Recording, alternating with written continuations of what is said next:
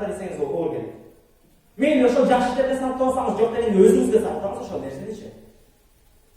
Эгер сиз ошол тойдогу исраф кылыштарды жоготсоңуз, тойда исраф кылбай, тойду исламий өткөзгөн болсоңуз, сизге акча көпчүлүк нерсеге жетет.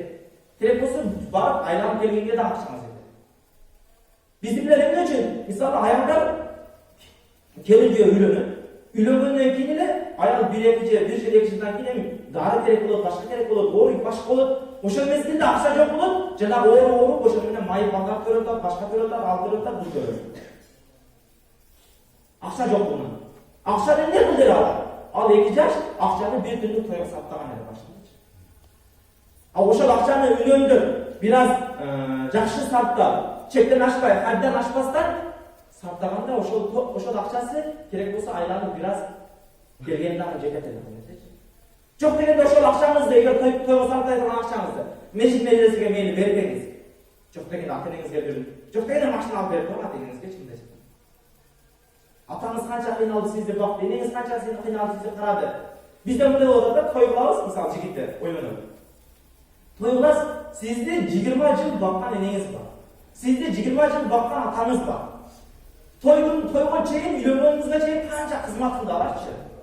Жок дегенде ошол той күнү дагы бир аз урмат көрсүн. Биз той күнү дагы өзүбүз төргө чыгып алабыз, ата-энебиз дагы эле жүгүрүп жүрөт кызмат кылчы. Андай болбосун. Biz özümüz hakaklıkla özümüz kılıp koyğanday bardıq dersene-çi. Ata-enemiz ошол sizge kızmat kıldı. Жок дегенде ошол toyuңuz күнү урматтан алады.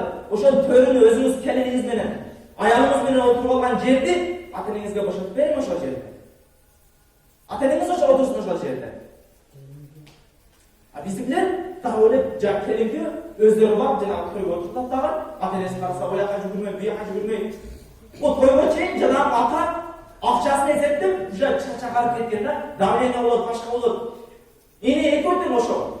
Кантип акчаны жеткизем ошол тойго? Кантип себептерге жеткизем? Кантип башкага жеткизем? Кантип кудаларга жеткизем деп ойлоно берип, давлениясы чыгып кетти жанагыларчы. Ошол тойду исламий кылганыңызда, ошол ата-энеңиз дагы жок дегенде оорубайт эле, башына чач түшпөйт, ак түшпөйт.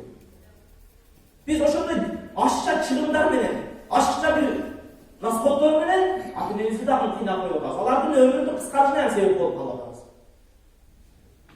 Анан давлениясы ашкан, башка болгон больницага жетип, ошол менен тезирээк көргөзүп кетип да кабыргачы.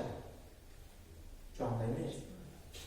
Бул сиздин ата-энеңиз, сизди урматтай турган инсан. Сиз аны урматташыңыз керек болгон инсан.